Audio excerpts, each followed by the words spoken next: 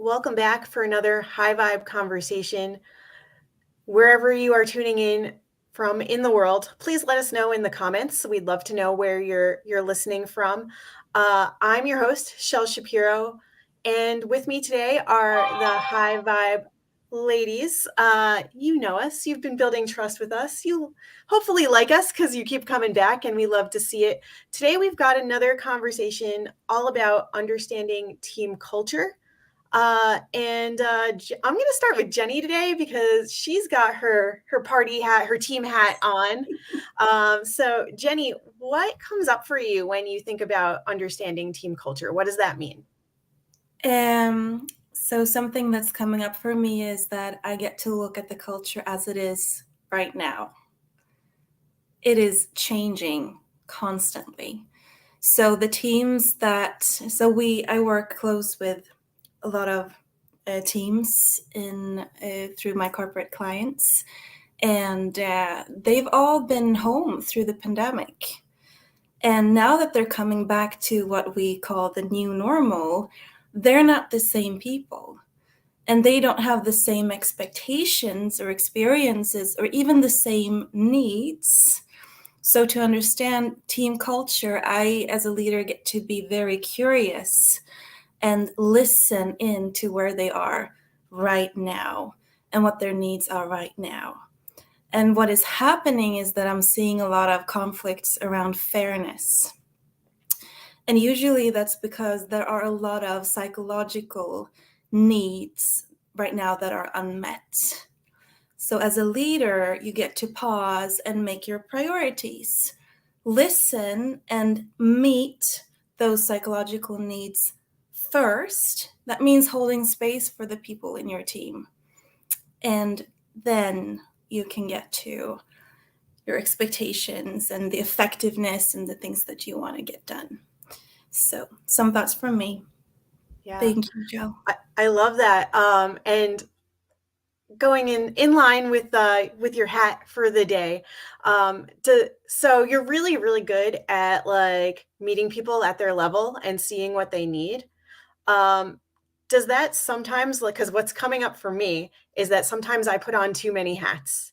So does that meeting people at their level and like seeing what they need psychologically and also what they need help with, like in terms of getting their work done, does that sometimes mean putting on additional hats and taking things off people's plate? Because for me, like that for sure, like I am guilty of like taking on too many things so that other people feel better and more comfortable and don't struggle as much.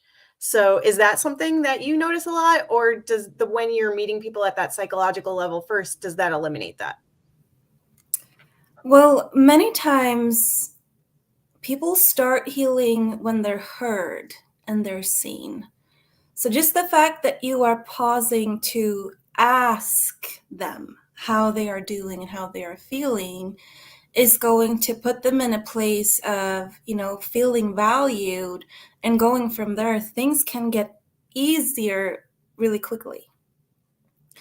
But I would not suggest that you as a boss, for example, take on the role as a psychologist. But when you understand that there is a need for healing, or maybe, I like to call the pandemic a collective trauma. We all are, we get to heal from what has been. Then there are professionals and experts out there that you can just support your people to get to, so that they get to the right place. And we still get to keep things on our side of the fence. Because I'm listening to someone who is struggling doesn't mean that I go in and fix everything for them. They will grow through their struggles. I can support them from my side of the fence and ask curious questions for them to figure out for themselves what they need and what their next step is. Did that sort of address? That completely Thank answered all the touch points of what I was talking about. And not that I needed the validation, but made me feel like, okay, I don't have to take on all the things to make somebody else feel more whole. So yeah, I'm not wearing a party hat today, and that's okay. Um, Linda, Stina, Dorit, what's coming up for you guys when we talk about team culture? Well, for me, I'm You ladies. springboarding off of what Jenny said about struggle. And like, if, what is it, if a butterfly can't get out of the chrysalis, it can't, if it doesn't struggle out of the chrysalis, or the cocoon, whatever. Anyways, I get my words mixed up. It, it can't fly, and isn't it like a baby chick? If it can't get it, it doesn't struggle to get out of the egg, it dies. And even with like C-sections, when babies don't have that opportunity to struggle through the contractions, through the birth canal, then neurodevelopmentally and even reflex integrations wise, they could use some support because they missed out on some of those opportunities. So, and we can actually see delays as well. So that's kind of what came up for me. It was like, oh yeah, struggle.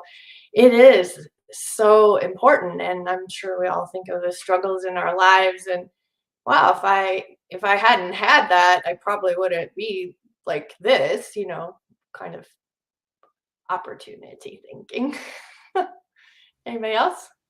So then, is it fair to say that like struggle is necessary a lot of times in order to break through as a team or as an individual to the next step? Like we have to get uncomfortable and do It the things. can, yeah, I guess what we were originally talking about is avoiding struggle. So we can get in trouble avoiding struggle, like you were trying to avoid struggle for other people's, which then is a boundary issue for on your side, because then you start to struggle, and you ended up being burnt out. So it's not necessarily like, oh yeah, struggle is good or bad. It just is. And is it benefiting you? One of the best ways to just kind of keep an eye on yourself is to attempt to do something new, because that's always like a struggle, and there's just tons of mindset work involved. Because if you're starting something new and you go overboard with the struggle, you're going to even have negative health um, effects, or whatever the word is. So yeah, it's really just, all words are neutral. Everything just is, right? Duality is an illusion. It's not good, it's not bad, it just is. And what is the outcome that's coming from it? And what do you choose? What outcome are you actually choosing? Does that make sense? It absolutely does. Thank you, Linda. Uh, Lovely ladies, Stina and Dorit. I Who's was jumping in thinking, here? on the topic of struggle, I would differentiate between struggle and challenge personally, because I think that if we believe that we have to struggle in order to succeed, then we end up unconsciously creating sabotage patterns where we have to like hit some kind of rock bottom before we think that we can like rise again. And that can really mess with your head. I actually pulled up like the definitions of struggle and challenge, because struggle is more about, it says to make strenuous or violent efforts in the face of difficulties or opposition, to proceed with great difficulty or great effort.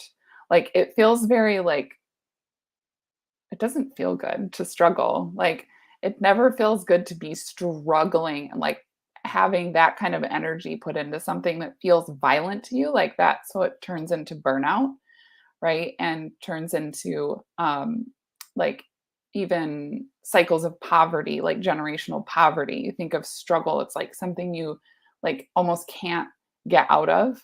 And so there's like struggle that we can't control that's circumstantial. And then there's struggle that we put in on ourselves with like self-sabotage. I have been there for sure. And then challenge is like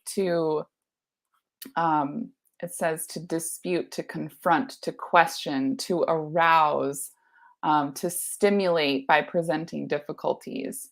So I feel like it's a little bit more of that like uplifting kind of like rising to meet a challenge, and like it requires some faith to get through a challenge because you're taking steps maybe you've never taken before.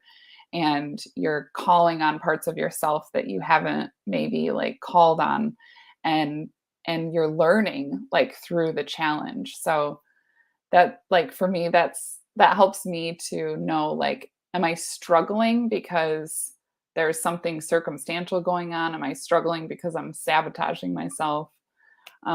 Or like, am I like down for a challenge? Like, I'm always up for a challenge, but I don't know many people that are like, give me the struggle. There's a little like meme going around, like when people say, well, without that, you would never have gotten where you are today. And the person's like, well, I would prefer to not have had that and like retained my mental health. So, yeah, go ahead, Linda. Oh yeah, I just love the way you used the word step.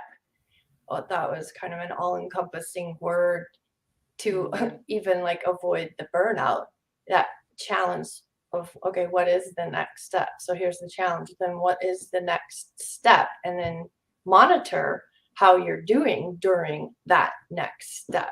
Does that make sense? Yeah. I love the word distinction too. And so perfect for you as a copywriter that you went there and like broke that down, because words matter. And the internal dialogue that we often have when we think about the word struggle is very like, it brings us down, versus the challenge, like, and rising to the challenge, as you said. And like what was coming up for me was, and I wrote these down as you were talking. I was like, all right, so if we're like the struggle versus the challenge, and I was thinking about hashtags, and I was like, well, the struggle is definitely real. The struggle is real. Like, I've used that hashtag, but I've also used the hashtag embrace the challenge, embrace the change. And so like, which one right off the bat sounds better? It feels better. Like, it gives a more positive energy. So I love that you took it there to break down the words, because it does change the vibe for sure. Stina, do you feel that when it's feeling like struggle, or you're labeling it struggle, that you end up trying to control, and maybe letting go of struggle is about letting go of control, and then seeing it as a challenge? Because with a challenge, no one's controlling you. You're just stepping into the challenge. I was just playing with some more words.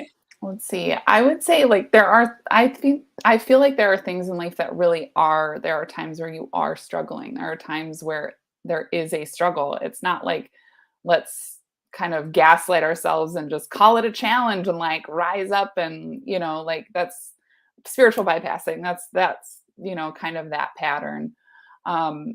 There are real struggles. When I feel like I am struggling, it feels like you're chasing your tail. It feels like you're not making progress. Things feel kind of chaotic. And it's like, when you're struggling, it can feel like no matter what step I take, it doesn't really make a difference. And I think that for me, probably the biggest differentiator, and we're talking about teams, is that when I'm struggling, I feel very alone. When I'm struggling, I feel like there's no way out of this. I don't know how to, I don't know how to make progress here. And if I'm challenged by something and I'm at peace with being challenged, there's like a fine line. Like, when you're challenged by something, do you say, this is hard, and so I'm not going to do it? Or do you say, this is hard, and so I'm going to need help? I'm going to need to get curious and ask questions. I'm going to need to learn. Like, how do you approach that? So it's more empowering to have people around you that can help you. I think that can turn a struggle into a challenge, into something that you can make progress on. Like, even when it comes to like social issues at large, and our guest last week, like, we talked about, oh, her name is escaping me right now. Um, Lydia. Lydia, thank you. And Lydia talked about the ways she was making changes in that very much in her team culture, and very much like in a mindset to me of the challenge that like we're going to rise together and do this together, versus everyone just kind of individually struggling in an environment that's not honoring them as individuals, like Jenny was talking about, checking in with people, treating them like human beings. And yeah, the teams that I have experienced where there is like that groundedness and that like we're all humans here. There's a lack of urgency. There's a lack of like lofty or unrealistic expectations. And there's an abundance of humanity and communication and proactiveness. And I think that that's what allows you to tackle challenges, is when you can be intentional and proactive, versus teams where everything is urgent, everything is chaotic, everything is like just like you can just feel the anxiety as soon as you interact with those people. Like that becomes a struggle for everyone. Like everyone feels like it's a struggle because you're all creating the chaos together, but that's about all you're creating as a team. Yeah, it's definitely that stuck feeling when you describe struggle. Definitely stuck. And then depression is feeling alone. It's very depressing to be in that loop of struggle. And we get to remember that even though people are in a room of other people, they could be feeling super alone and unseen and unheard. And unsupported, right? Dorit, what's coming up for you when we're talking about understanding team culture? I was listening to what Jenny said and what Stina said now, and it came to mind. I talked to my son yesterday, and he told me that he had gotten a new job. And I was like, whoa, I didn't even know you were looking. And he shared that him and another guy from the company, they've been working there for, well, Marius has been there for 5 years, and this other guy had been there for 6.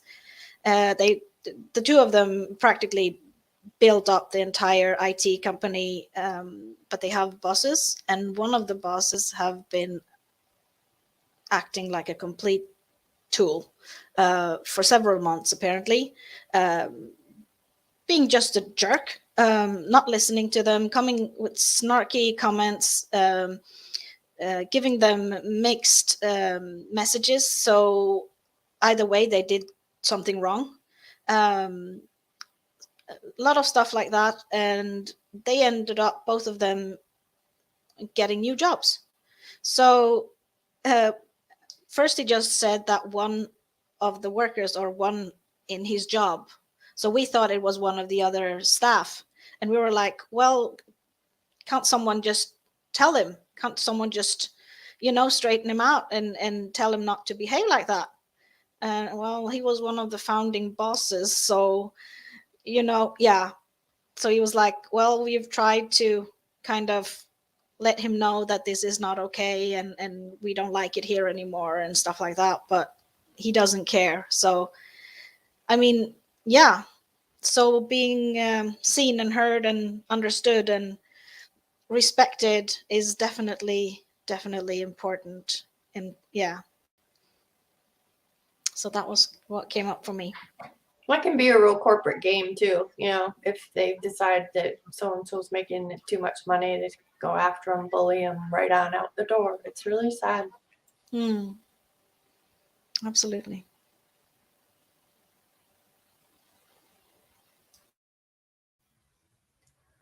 I feel so much of like Stina's words in my head right now and throughout my body, of like, she said, are you just creating the chaos together?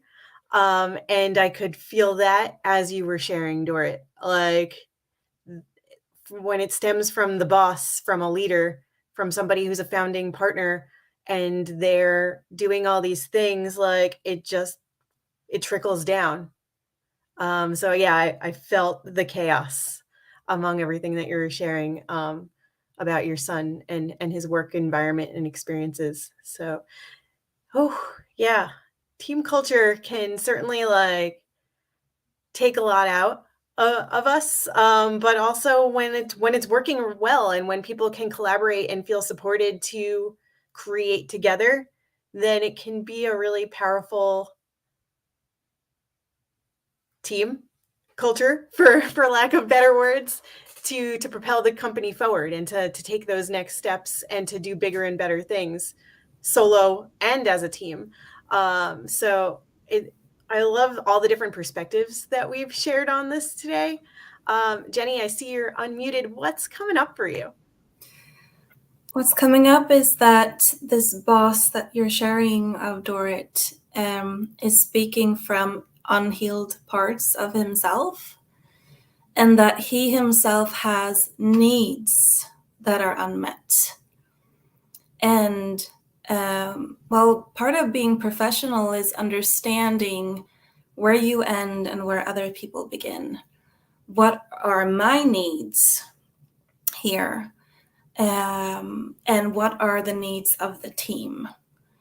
So, and also like taking action. So where do I get my needs met? Is it to go to, you know, a therapist and get counseling for myself so that I heal and grow?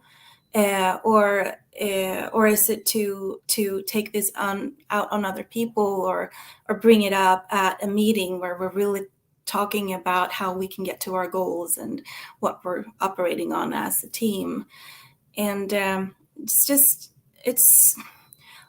hear my laundry machine peeping. I'm not sure if you can hear that, so that's throwing me off a bit. But what's coming up is that we get to self-care and we get to know ourselves first, because we are the tools which we communicate with. If we're not connecting with ourselves, it's really hard to connect with the people on our team. And like I opened up, like the team is evolving. When we first meet, we're kind of, you know, unsure. We all have our needs. Like we want to fit in. We want to know that we're okay, that we're good enough, and we're really paying attention and listening and not showing up late. And then as you know, we enter the next stage of group development, we start feeling a bit more comfortable. So we're starting to show a little bit more color and just like our unique person and what we're bringing and what we really want to do. And that's when the conflicts appear.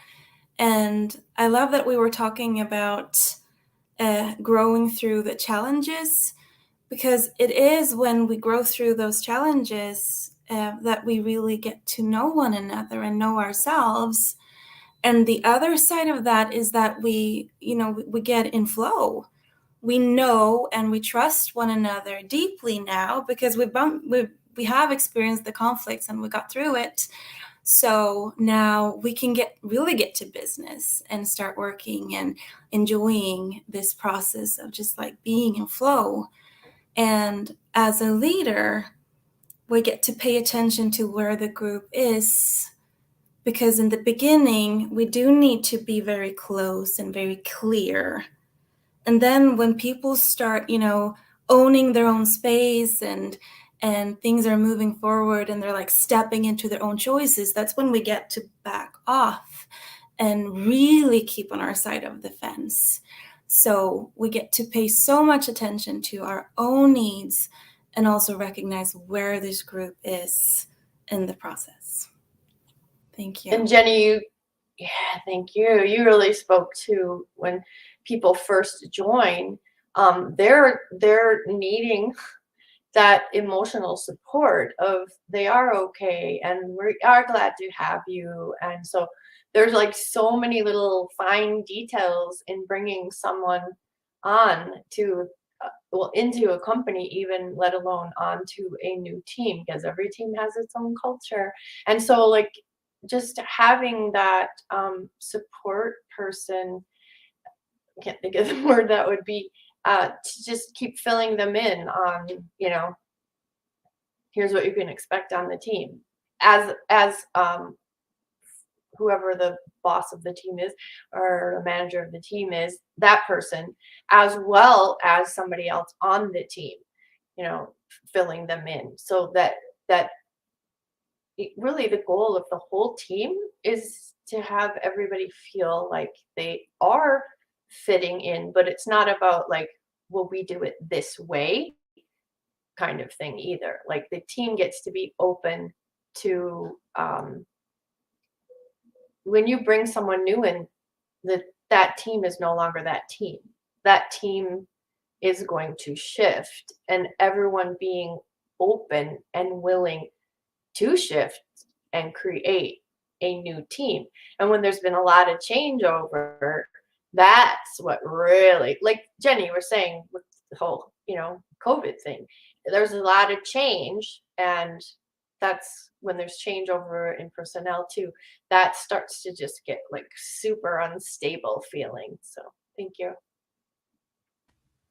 Yeah, I think this is also where having a really good onboarding process comes into play. Like what is already set in motion as like the overall structure and process that new employees, new team members go through in order to get acclimated, whether that's like a training period or like they have days when they like sit and shadow other members of the team to see how they work. Or even as simple as like the emails that you send to your clients when you onboard them into the group of like and the experience of working with you. What's that going to be like? What can they expect? Well, it goes the same way for employees and your team members and your consultants, your freelancers. Like every step in the way has its own type of onboarding to make sure that people can acclimate and adjust accordingly. Not just the new person, but the whole team. So I think that that's really important in corporate and on an entrepreneur side, as well as from the hiring, from like somebody that's hiring out. Like, what can you expect at any step in the way, and how can we shift to make this the best experience for all of us? And I think even as an entrepreneur, I struggle with my onboarding process by myself, like as a team of one, but I also know the struggles of having an onboarding process through a company. In my previous job, we never onboarded people whatsoever. It was almost like they were, and because the fish rots from the head, that's what my previous boss used to say, but it was true because he was the one that didn't have the structure in place and then fought against the current for us all to like implement some changes and things that could last and evolve. But anytime we had a new hire, and there wasn't that big of a turnover, but like anytime we had a new hire, we just threw them in and expected them to know all the things. And there was never any like, all right, here's how we have been doing things. Here's how we think you can contribute. Here's all the things that we think you might need to know. And that doesn't necessarily need to be one person showing that person all the ropes, but like having materials in place and like videos and guides and like pamphlets, or knowing where the files are and the like where things are saved and just the way that things navigate. There was none of that. So now backtracking, it's hard if you don't have that from the get-go. To put it into place after there's already chaos going on is a little bit more difficult than starting out with it and building it from the beginning and as you go. So I could totally see where that's needed and often forgot. Absolutely. And I would say that the biggest mistake is they keep that, corporations might be keeping that information just within HR. And it's like everybody gets to hear, you know, those like this is, if this had happened, this would have made my onboarding process easier. Everybody gets to contribute to that so-called manual or whatever.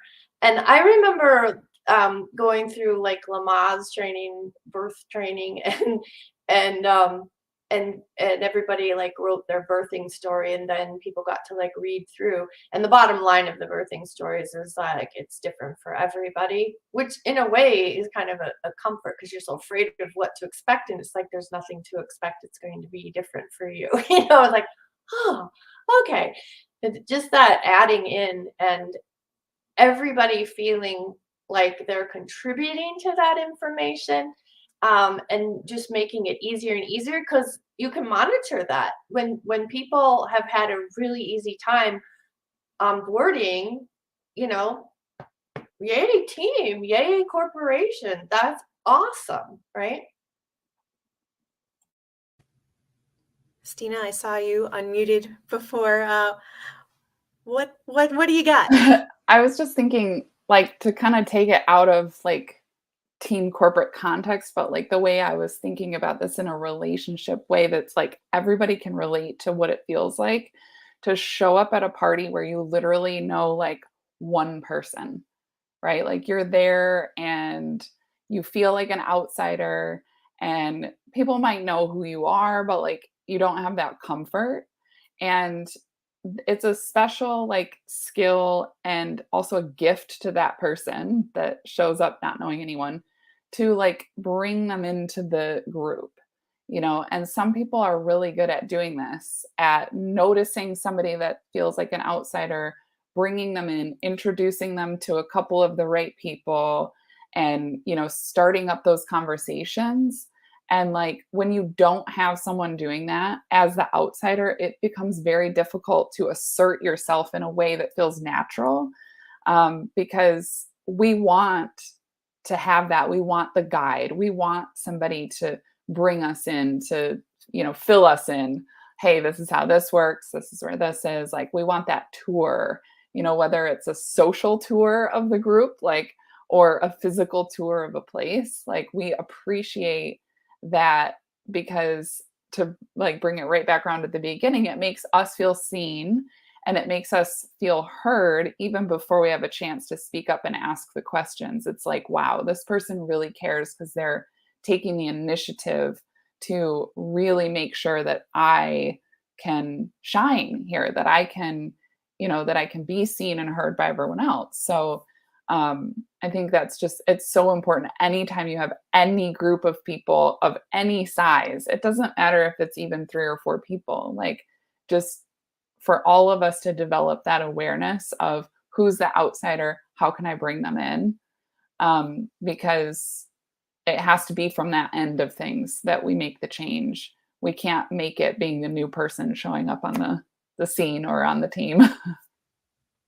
Right, and it's who is the minority is what it boils down to, and keeping that across the board and noticing our own privileges and who is the minority in the group. So somebody brand new, they're the minority, they're the only one that's brand new. So I love that, just like across the board. Jenny, And what you got? yeah, I love that we're bringing up, so we're talking about social skills, right? We're talking about the importance of bringing people in and showing them that they're valued, and it's what people refer to sometimes as the soft skills. So I'd like to add that in the social roles that we take on in a group or in a team, some of us have a preference to be more task-oriented. Some of us have a preference to be more process-oriented. So you can say in a company, there's the task, like this is what we do. This is what we produce. This is what we sell or whatever. This is the goal, like this is what we're getting to.